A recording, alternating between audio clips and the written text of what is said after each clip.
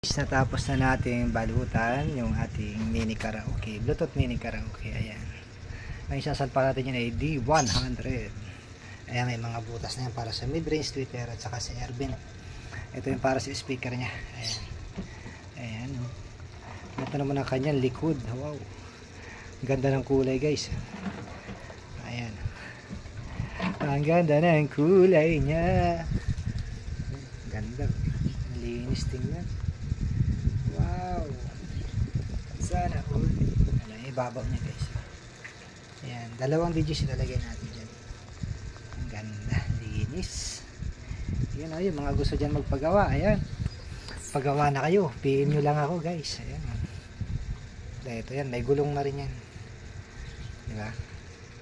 PM nyo lang ako mga loads, yung mga gusto dyan magpagawa. Ayan, may gulong na rin yan.